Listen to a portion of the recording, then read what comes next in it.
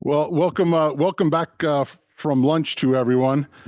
I appreciate you all making it back, and hopefully we keep your attention for the next hour or so. We do have quite a few items to get through this year, our third year of doing this, and I thank all of you for sticking with it over the past few years and some of the feedback we've received as a result. It certainly makes doing this a really good time, and we hope you enjoy it as well. We would ask that you kind of hold all questions till the end. And once we're done, please ask them all. And also, please feel free to come on down and take a look at the artifacts once we're finished with the presentation. The moderators, including Gary Passamonte and Bob Mayer and myself, will just kind of be taking turns going through the items. And the first item we're going to cover, while not with us today, and you'll understand why, is an exceptional piece. And Gary's going to go ahead and talk about it. So introduce Gary, come on up and talk about it. Okay, everybody, since we're a little behind, let's get right to this one. For a little background, woodcuts are produced by carving an image onto a piece of wood and inking the wood and impressing the image onto another surface, usually paper. And woodcut history goes back many centuries, and the process was used extensively in newspapers of the 19th century. Since photography was in its infancy and technology had not yet been practically developed to reproduce photographs on newsprint, woodcuts became a popular alternative. The earliest baseball woodcuts date to about 1859, with the premier baseball woodcut dates to November 4th, 1865, and was featured in Frank Leslie's illustrated newspaper, and this woodcut is shown on this slide. And it is a two-page woodcut, and it depicts images of the top New York, Brooklyn, and Newark baseball players. And there's also an image of the Union grounds in Brooklyn, and it includes a game in progress. And this particular woodcut is hand-colored, as were many at the time, and was once part of the estate of Hall of Famer Joe Cronin, interestingly. Guess I should have advanced it to that. Okay. One aspect that makes this woodcut special is the inclusion of the image of James Creighton. He is pictured top center surrounded by a black shroud. And as we know, most of us would know that Creighton died tragically in 1862. His inclusion in prominent location on this woodcut speaks to how highly regarded he was a full 3 years after his death. And although not identified, the image right center is believed to be Henry Chadwick, early baseball sports writer and preeminent advocate for the game. And the names of various period newspapers are listed below the portrait, giving further credence to the image being Chadwick.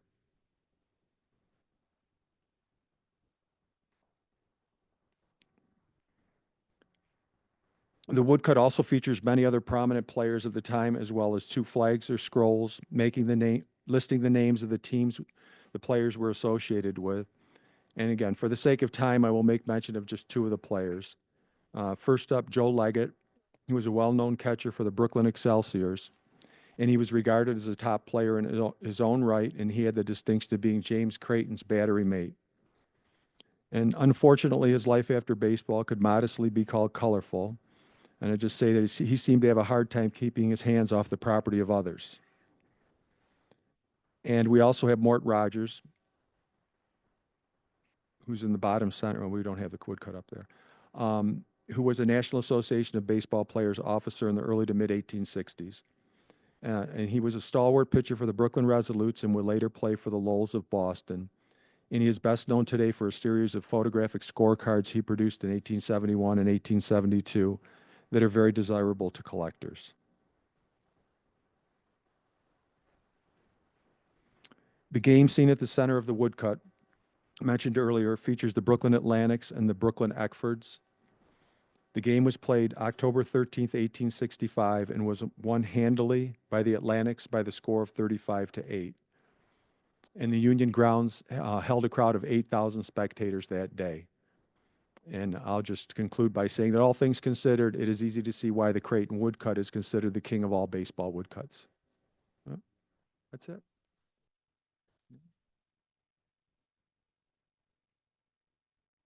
Next up, Bob Mayer is going to present on this beautiful medal here.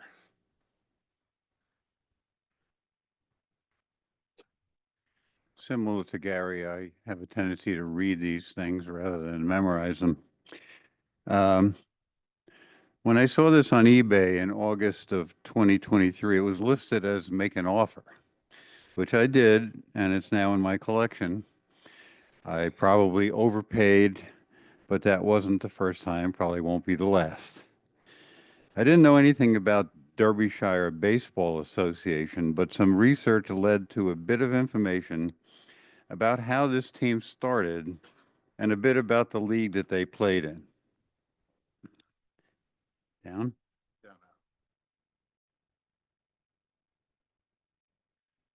In an effort to promote his sporting goods business in 1878, Albert Spaulding packed up a team and went on a world baseball tour.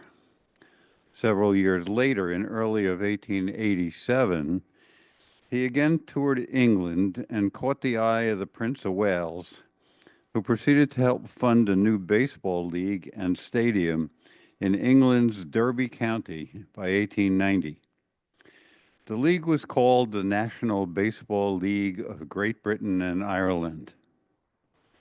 That tour led to a number of new baseball clubs springing up, such as the York Baseball Club, which was formed at Stott's Refreshment Rooms in Parliament Street as early as March of 1889. But the most notable of the new clubs was formed in 1890 in Derby as Lay's Recreation Club by Francis Lay, a local man who had experienced the game on a trip to the United States.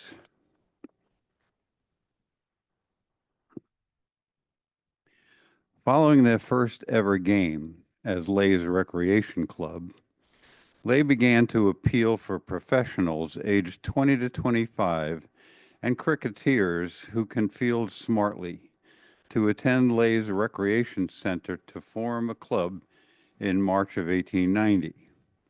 And Lay's Recreation Club became the Derby Baseball Club. A grand stadium was built known as Lay's Baseball Ground. Matches were held there from 1890 through 1898. But the league did not survive long, and the stadium was transformed into a famous football stadium which operated till 2003.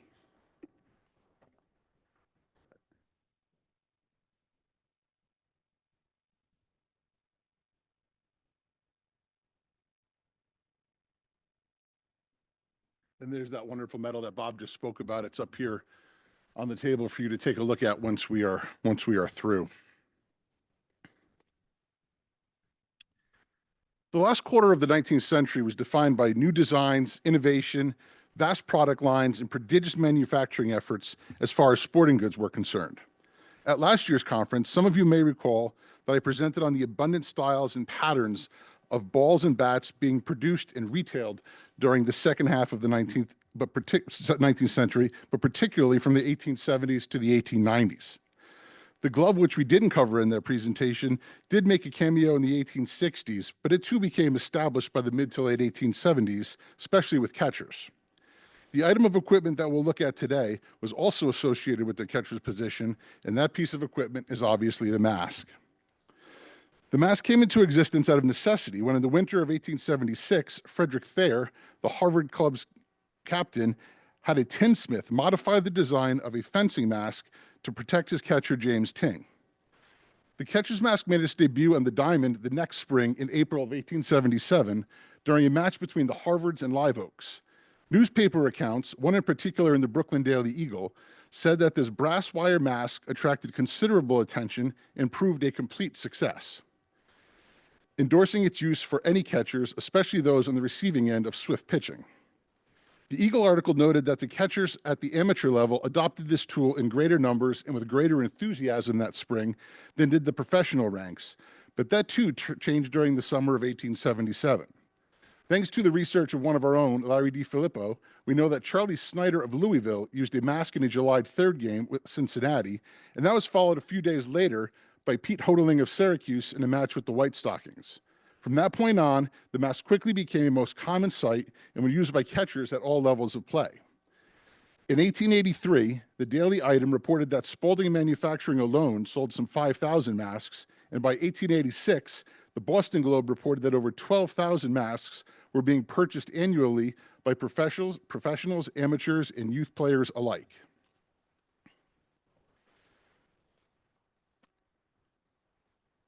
With this 1876 to 1886 timeline in mind, let's see how this parallels the efforts of sporting goods manufacturers to make and sell the catcher's mask.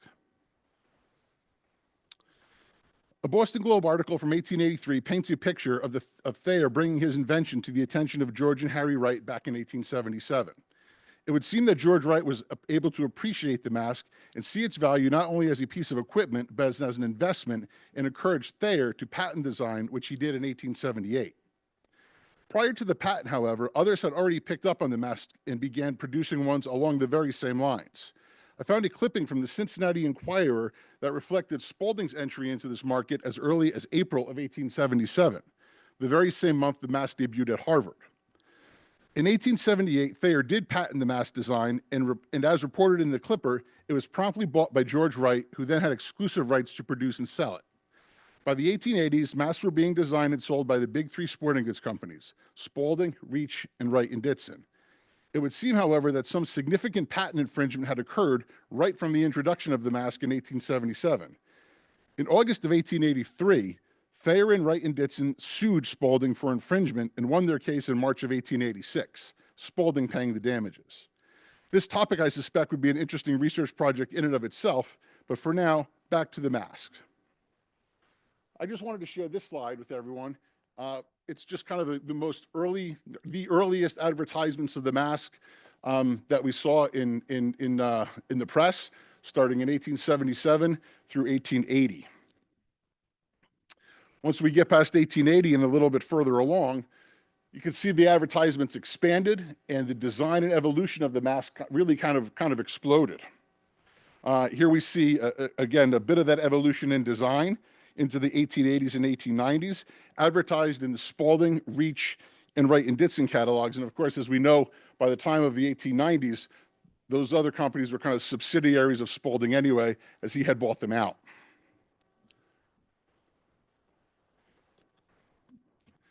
The examples of the masks you see before you this afternoon represent the two most common styles of masks you're likely to see from the late 1880s through the turn of the 20th century. There are a handful of known examples of the Thayer patent mask out there in private collections. One in particular, the actual James Ting mask, is maintained at the Harvard University Varsity Club. But these two designs that you see here today are the most prevalent, and we'll quickly go over how to identify a mask of 19th century vintage should you ever come across one. They're usually identified or referred to as the birdcage or Spider-Man designs. One thing you'd want to look for on these masks is the loop and clip construction. Believe it or not, goat hair was used as padding in these early masks, and it was encased in a dog skin pouch or pad. This was a very, very fine, thin leather, obviously, and became very fragile over time, sort of velvety to the touch. And thin, very thin wiring held the padding to the frame. To find a mask in this kind of condition where it still exists and it's still intact is pretty difficult to do.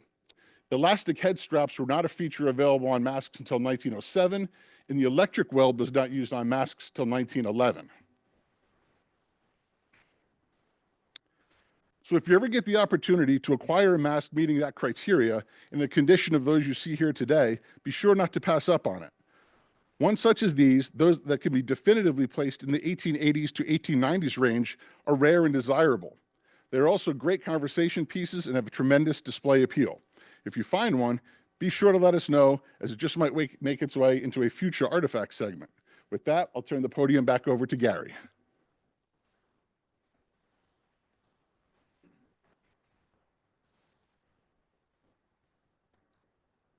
Okay, this is an 1860 Newark Baseball Club hop ticket, I call it.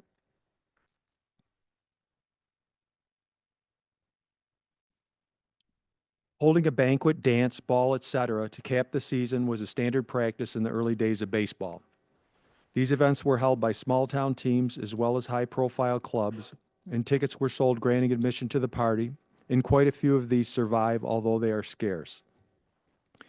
The earliest ticket found to date is from 1844, and is on the left on this slide. The New York Magnolia Club was the host, And this ticket includes a beautiful rendering of the Elysian Fields where the Magnolias played their games. The next earliest ticket known is shown on the next slide. This ticket is for admission to the 4th annual Hop of the Newark Baseball Club, and that's Newark, New Jersey. The event was held at the City Hotel on Wednesday, February 15th, 1860. And I wish the ticket was a month and a half earlier, because anything in the 1850s as far as memorabilia goes is very rare. And the ticket also lists members of the social committee and tells us that music will be provided by Ofaki. The back of the ticket has been damaged, and whatever writing was on it has almost been completely lost to time. I wasn't able to find a lot of information about the Newark Club, nor any images, but I did find that they were playing as early as 1855, although I can find no record for games beyond 1865. And they did play against New York and New Jersey clubs and posted an overall 5-3 record in 1859, which would be the season related to the ticket. And 2 of the Newark losses were to the Gotham Club of New York and were relatively close, so we can assume that the Newarks were apparently a pretty decent team. And most of the committee members listed on the ticket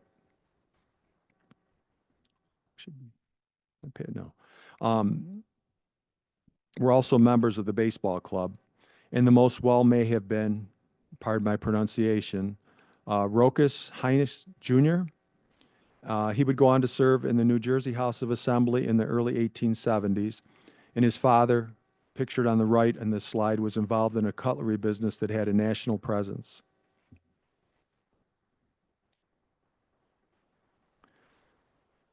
And one of the most interesting aspects of this ticket actually is that the music for the evening was provided by Ofaki, and this would refer to John and or Peter Ofaki. The Ofaki brothers were black musicians and entertainers. Peter was a barber by trade, but he had his own orchestra and ran a dance academy with John that well-to-do New Jerseyans attended, and Peter was described as wealthy in period papers. John Ofaki owned an oyster and ale house. He had his own orchestra that played at some of Newark's major events at the time. And it should be noted that John Ofaki's orchestra provided the music for the first Newark Baseball Club ball in 1856, and he probably did so at this 1860 event also. And what was interesting about that first ball in 1856 was that dinner was served at 1 a.m., and the attendees danced until 5:30 a.m. And I just say, this was a Wednesday night, so I guess so much for early to bed and early to rise at that time, right? In the city of Newark. That's it.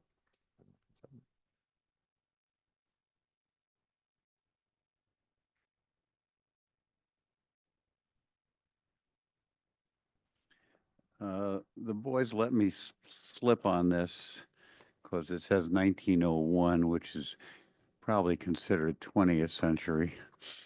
But on November 13th in 2002, which happened to have been my 57th birthday, I purchased a silver baseball on an eBay auction from John Berry of J.J. Berry Antiques in Windsor, Ontario, Canada.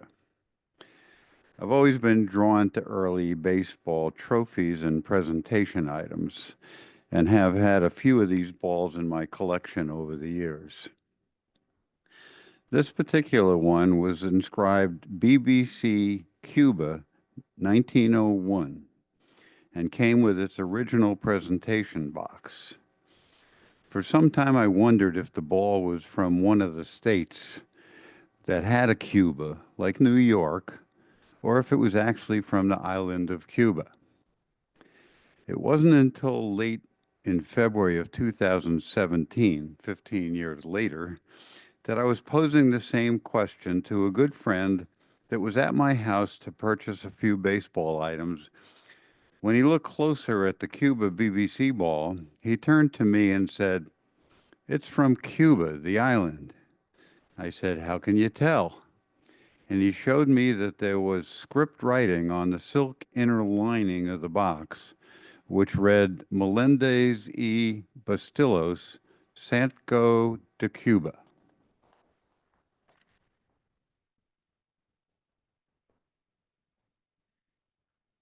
While I found little regarding the Melendez de Bustillo's name on further research, I believe that this may have been the person or company that issued and presented the ball. Also, that Sanco may represent Santiago, which is the second largest city in Cuba. I've also searched the internet for any information on the Cuban baseball leagues in 1901 with little success. However, I was able to learn from Pride of Havana, History of Cuban Baseball by Robert Gonzalez Echeverria, that there was a Cuban professional league from 1899 through 1901, and in 1901, the book only mentions 3 teams: Havana, Fay, and San Francisco. It wasn't until I borrowed Cuban Baseball, A Statistical History, 1878 through 1961 by Jorge Figueiredo, that I found the records of the 1901 season for the Liga Cuba de Baseball. The league that year actually had 5 teams, the 3 mentioned earlier, plus Almendares and Cubanos. The Cubanos team was originally owned by Severino Sollazo. Sollazo was a sporting goods entrepreneur who fought to keep black players out of the league and in the end gave up his team rather than sign or play against blacks. Sollazo actually made a present of the team and Jose Pollo. They added no N-O to the uniforms since Sollazo didn't want them to use the original name Cuba. The Cuba team, then Cubano, played in the league from 1899 through 1901. They were not one of the strongest teams since their record for the 3 years was 19 wins against 35 losses, despite having several future Cuban Hall of Fame players: Hidalgo, Augustin, Molina, Pollo, and Valdez. Figueiredo also mentioned in his book that the black professional Cuban ex-Giants came to Cuba and had a series of games against the league teams starting in 1903. However, Echeverria mentions that they first came over in 1900 and played 10 matches against all the league teams. In Peter Barkman's Early U.S. Blackball Teams in Cuba, researcher Severo Nieto provided scores and lineups of 16 games actually played by the ex-Giants, including 3 wins against Cuba. Now, this is the actual photo of the team Cubano, or Cubano, formerly Cuba, as they appeared in the 1900 to 1901 season, when Severino Sollazo gave up the team so as not to participate in a racially integrated league. Thank you. And one of the reasons that we certainly wanted to include this ball, while it is engraved 1901, Bob, everyone knows it's your ball. Is the piece of memorabilia itself, the actual ball in the presentation box, is almost certainly definitively 19th century. So that's why we wanted to include it as a piece of 19th century memorabilia with a really cool early 20th century inscription. As has been the case for the past 2 years, we are again very fortunate to have an artifact submission from the exceptional collection of noted researcher, historian, and author David Block. David shares with us that he acquired this CDV image in the late 1990s when eBay was still in its infancy. Upon acquisition, he knew nothing about the subject, but armed with the name and location for the photo studio, Northampton, Massachusetts, he stopped off in the town while passing through the area a couple of years later. After making some inquiry and being put in touch with a couple of local researchers, he was able to connect the man in the image to some wonderfully rich historical background. The CDV depicts Arthur Gaylord Hill. Hill was Harvard educated and would later become a successful businessman and mayor of Northampton, a post later held by future U.S. President Calvin Coolidge, a friend of Hill's. But between 1865 and 1867, he played shortstop and served as captain of the Florence Eagles, a Silver Ball winning club from that town, the Eagles having beaten the Fraternity Club of Boston for that prize in 1867. The Eagles became known for their habit of pulling off upset victories against well-established clubs in Western Massachusetts. They also played well against prominent New York clubs, losing in close contests to both the Atlantics and Excelsiors in late 1866, and twice playing the Unions of Lansingburgh in 1867. Among their ranks was a particularly significant player, Luther B. Askin. Askin is noteworthy for being one of the earliest black players to take the field in formal match play as a member of an otherwise all-white team. Although the subject of the CDV achieved success on the baseball diamond, it was off the field that Arthur Hill left his biggest imprint on history.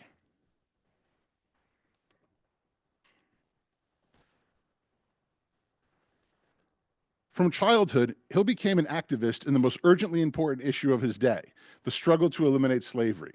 He was the son of Samuel Hill, a leading force in the Northampton Association of Education and Industry, a communitarian and radical abolitionist organization based in Florence, which was a western neighborhood of Northampton. At the time of Arthur Hill's birth in 1841, Florence had already become a haven for former slaves and their families. Throughout the decades of the 1840s and 1850s, the community served as an important gathering place for the abolitionist movement. Later in life, Hill recalled that frequent anti-slave meetings were held on Sundays and many conventions on weekends, addressed by the great anti-slavery apostles William Lloyd Garrison, Wendell Phillips, Lucy Stone, Elizabeth Cady Stanton, Frederick Douglass, and many others. Florence became the home of Sojourner Truth, whose house is only a 5-minute walk from the residence of her close friend Samuel Hill. Young Arthur became acquainted with the passionate abolitionist and years later would write in his memoirs of her. Unsurprisingly, the Florence community also served as a prominent way station on the Underground Railroad. There, too, Arthur played his part. He recalled later that as a boy, I was privileged to meet many a poor escaped slave trudging towards the free land of Canada who was welcome to my father's home in Florence, and helped on his way north by him. On a few of the trips, I was allowed to act as the boy conductor.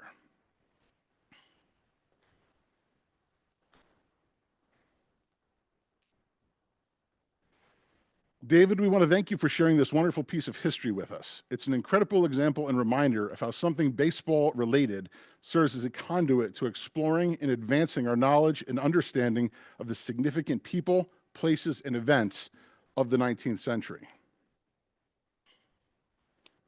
And I think you're going to get me for a double header here, a second item, yes. So moving on here to this next couple of items.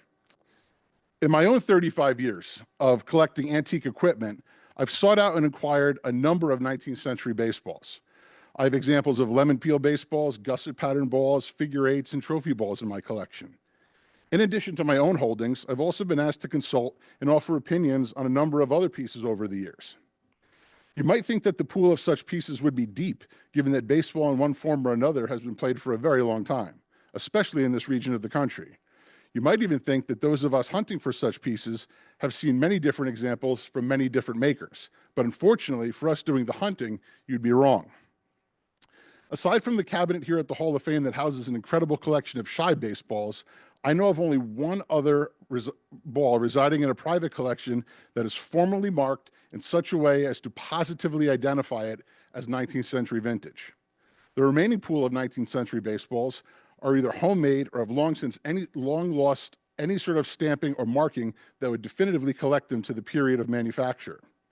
Aside from annotated trophy balls, which are rarer still, all other 19th century balls need to be examined and evaluated based on size, stitching pattern, weight, and appearance in order to date them and determine their utility for baseball versus all the other games using various balls of some kind. This is especially true of any ball that we try to associate with the Massachusetts game. While there are relatively few descriptions of Massachusetts game-style balls to reference, it's fortunate that they are informative. The ones that do exist are informative in terms of size and weights, and detailed enough in terms of composition and appearance to be comparative to other supposed examples. The sources that we can tap to learn more about the regulations governing Massachusetts-style game balls include the Constitution, bylaws, and regulations of the Massachusetts Association of Baseball Players, and the Manual of Cricket and Baseball. Both of these publications are from 1858, and the latter, a very rare example belonging to David Block, was featured here during last year's Artifact segment. The third source reflecting information about such balls is the Baseball Player's Pocket Companion, printed from 1859 to 1861. We can note that there's also a printing of the Massachusetts Rules and Porter Spirits of the Times in 1858, but it is not a novel source, and rather a reprinting accumulated from the aforementioned documents. These sources provide us with the regulations pertaining to the size of Massachusetts baseballs, weighing not less than 2 or more than 2 3/4 ounces, and measuring no less than 6.5 and no more than 8.5 inches in circumference. The third stipulation is that the ball must be covered with some sort of leather. Knowing the size and weight is crucial to evaluating prospective Massachusetts-style balls, but having some sense of how they actually felt and appeared is equally as important.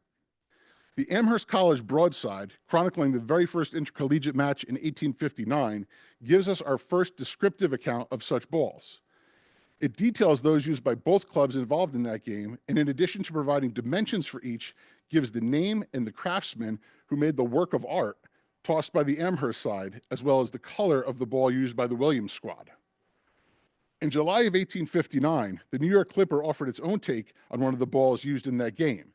The ball that was deemed to be a work of art by the Amherst broadside was categorized as such. The ball used by Amherst was small, soft, and with so little elasticity that a hard throw upon the floor would cause a rebound of scarcely a foot. A good description of the composition and properties of this sort of ball. A further description of Massachusetts game balls exists in James DeWolf Lovett's book, Old Boston Boys and the Games They Played, published in 1906.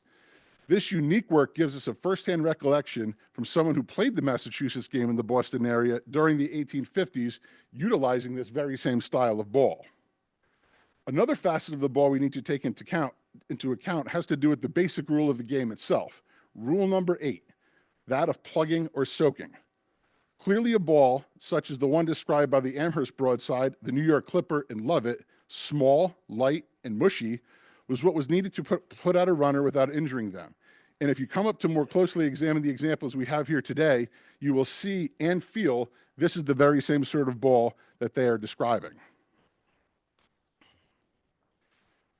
Source material from the late 1850s is thusly able to give us an idea on size, shape, density, and performance of Massachusetts game-style baseballs. But something visual to gauge comparable examples against would allow us to more fully evaluate and assess those suggestive of this genre. And that is exactly what we have here. There are a few known examples for this purpose. And when I say a few, I do literally mean just 3, at least 3 that I'm aware of. Both balls used in the 1859 contest between Amherst and Williams colleges do still exist and reside at the Field House in Amherst. A third ball, virtually identical in design to the Williams ball, was used by the Upton, Massachusetts club in 1859 and is in that town's historical society. We know from accounts that 2 very distinct balls were used in the first collegiate game. One was a figure 8 style design, and the other was a lemon peel design. One ball, the one you see here being held by Amherst pitcher Dwight Henry Hyde, was constructed using 2 panels of dark brown leather.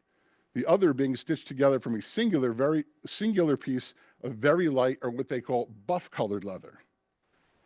These balls, coupled with the written accounts, afford us the opportunity to fully assess specimens vying to be identified with the Massachusetts game to known examples of regulation size, weight, design, composition, performance standards, and appearance. The 2 balls before you here today are identical in size in style to those from 1859 and fall into every identified known parameter associated with the Massachusetts game. As such, and particularly because of the condition in which we still find these baseballs, they represent some of the earliest and rarest pieces of 19th century equipment we've been able to present to you here over the last few years. Bob, back to you for the next item.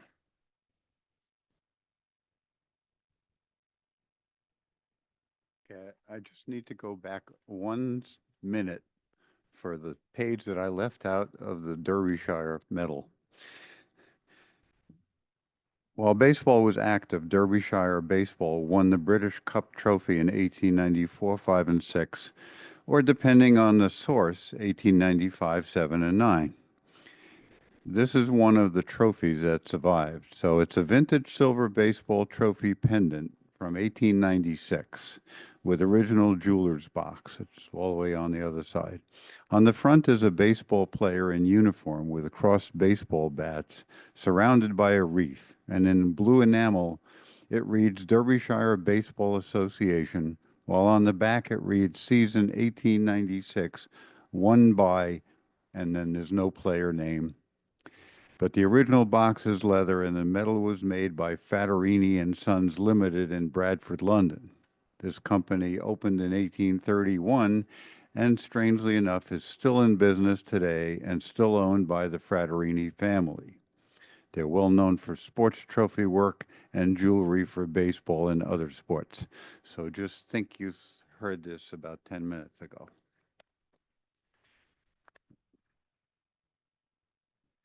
This is a gold pocket watch presented by A.C. Geis, a jeweler, optician, and rare coin collector, to W.J. Fry for hitting a home run in the East End Athletic Club's victory over the Four Aces on September 30th, 1887. I came across,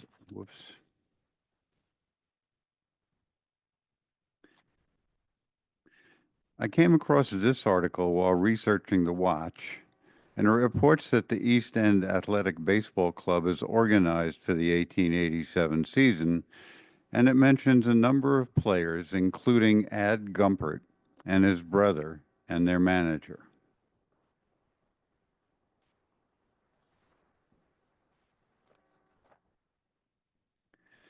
Now, presentation items from the 19th century have always gotten my attention, and ever since I began collecting in the mid-90s. And I still have in my collection 7 of my presentation bats ranging from 1871 to 1890, as well as a couple of presentation baseballs, as you saw one. My earliest collection had focused on player model bats and rare player model gloves. The gloves were primarily rare Hall of Fame players or gloves in their original boxes and some of the earliest models. At some point, I expanded to early photographs and trophies. Now, this particular item is not equipment, but I still purchased it from a dealer who was present at a hunt auction outside Philadelphia in February of 2000.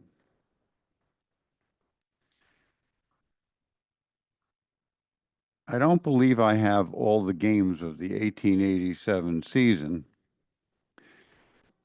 but for those game results that I have found, the team won 10 of 11 games. I've highlighted the game of September 30th, as that game produced the item that I illustrated going forward. What was interesting was that Ad Gumpert, the team pitcher, also hit a home run for East End in that same game. Now, Fry would move on to the minor leagues for a few years, but Gumpert would go on to pitch 9 years in the National League, winning 123 games and having banner years with 23 and 22 wins. I have a suspicion that Geis also presented Gumpert with a similar watch. I do want to thank Brian Engelhart and several of the SABR group from Pittsburgh for their assistance with this research. Thank you.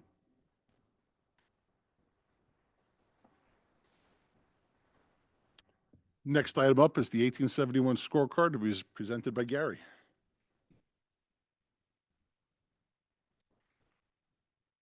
Okay, This is an 1871 Boston's Washington scorecard. The little background on scorecards. The earliest surviving baseball scorecard I could find was from 1859. And it was featured a game between the Tri-Mountain and Portland baseball clubs. And it's quite elaborate. And it has been described as a presentational scorecard. That would be the one up on the upper left. And earlier examples may exist. And yesterday at the Spotlight interview, the 1858 fashion course score sheet or scorecard was mentioned. So I'm sure there are others that probably do exist. Other pre-1871 baseball scorecards are rare and are generally very plain, and they usually include some form of advertising and fold in the center. 1871 to 1875 National Association scorecards are also very hard to find. And they too are plain and with advertising. And the previously mentioned Mort Rogers scorecards of 1871 and 72 are the exception. And there's one up here in the hall of on display in the 19th century section. And they have a wonderful real photo player portrait on the front. And these scorecards are highly prized by collectors. Many 19th century scorecards after into the 1880s and beyond feature covers depicting players and game scenes and are in color. The scorecard pictured here is dated May 27th, 1871, and features the Boston Red Stockings and the Washington Olympics. Period pencil notations on the card front tell us the game date and day Saturday, as well as the Union Grounds, Brooklyn location of the game. And the notations also list C or Charlie Mills as the umpire. This scorecard is one of the earliest professional baseball scorecards I've ever come upon. And again, only the Mort Rogers scorecards that would have been issued in Boston on May 20th, 1871 and May 24th, 1871 predate this scorecard to the best of my knowledge.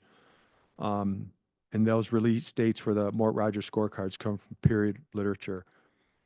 And the back of the scorecard advertises portable family billiards, as you can see on the slide.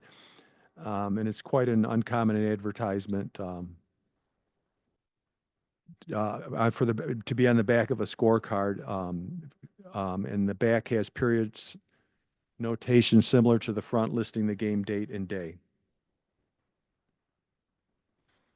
And what makes this scorecard really interesting is the fact that all 9 players from the 1869, 1870 Cincinnati Red Stockings starting lineup are listed on the lineup card. For Washington, we have Fred Waterman, Doug Allison, Charlie Sweezy, Andy Leonard, and Asa Brainerd. Boston's pre-printed lineup includes George Wright, Cal McVeigh, Harry Wright, and Charlie Gould. And George Wright did not actually play in the game due to a leg injury sustained on May 9th in a game at Troy against the Haymakers. And Charlie Sweezy also did not play due to what is described as sickness in a game summary. And I think Charlie was known to tip a few, so I don't know what that sickness was. The remaining 7 former Red Stocking players did play in the game.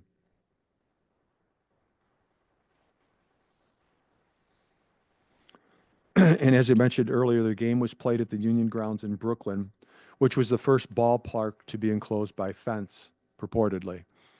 And it was a highly anticipated contest, and admission was raised to 50 cents instead of the usual 25 cents.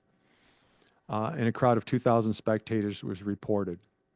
The Red Stockings held the lead 5-1 after 7 innings, but Washington scored 3 runs in the 8th inning and 2 runs in the 9th inning, while holding Boston scoreless to defeat the Red Stockings 6-5.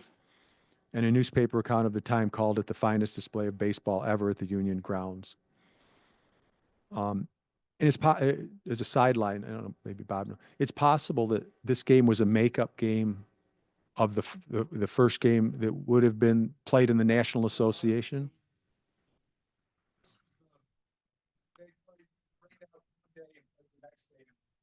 Consecutively. Okay, thank you.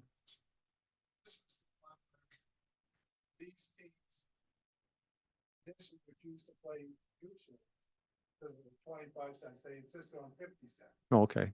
So Harry Wright said, well, we'll play it here and we'll show the people will come out and pay 50 cents. Yeah. Yeah, and just saying in conclusion, Boston would go on to finish second, while Washington would finish fifth in the nine-team National Association of 1871, and Boston would go on to be a dominant force, of course, in the National Association. Washington would not be so fortunate, and they would fold early in the 1872 National Association season. And that brings us, I think we're doing pretty good on time. We're going to right up to the wire, but this brings us to our last item here today. So this trophy mug was made by the Pearpoint Manufacturing Company of Bedford, Massachusetts, founded in 1880 as a silver plate business. And it merged with another company, and Pearpoint actually could trace its roots back to 1837, making it the oldest glass company in the United States of America. This is a trophy cup that's silver plated in a decorative floral pattern known as Croydon that was first used by Pearpoint in 1887. What Pearpoint was not known for was any sort of association to baseball awards. They did manufacture popular figural pieces of the day, which would of course include some baseball themed creations. And here are two such pieces like of that: a napkin ring and a base for a thermometer that both feature a player and equipment. But since we are indeed looking at an award here, one of only 3 amateur level 19th century trophy cups that I've seen in nearly 40 years of collecting, I did want to learn more about them being used as a prize for baseball achievement. The record is rather devoid of cups being presented for a championship or excellence in skill until around the late 1890s. Though trophy cups are well referenced in 19th century literature for activities such as sailing, canoeing, track and field, equestrian sports, shooting, lawn tennis, even fishing, they are not similarly cited for baseball. In fact, a site-wide search of newspapers.com for the entire year of 1887 yielded no results in relation to trophy cups in baseball. This may be attributable to the fact that at the amateur level, items such as medals, banners, presentation bats, and silver balls were much more common prizes for individual achievement. These items can be found in catalogs and easily mail-ordered through any number of sporting goods retailers of the day, yet I could find no mid to late 1880s sporting goods catalogs that marketed a trophy cup. With the cup itself identified and its utility as a trophy confirmed, I wanted to turn to the first inscription that's on the cup, which was Henry County, Missouri. Henry County is located in western Missouri and was established in 1834. It became famous for its agricultural production and eventual manufacture of stoneware pottery, which in and of itself is quite desirable and rare. The original county seat of Henry was located in Calhoun and later relocated to Clinton, 2 towns with a history and a rivalry that we'll come to see embodied by this trophy cup. The subsequent line of engraving on the cup gives us the name of an organization that were the hosts of the trophy event and furnished this winning prize, a trophy cup given by the Calhoun Band.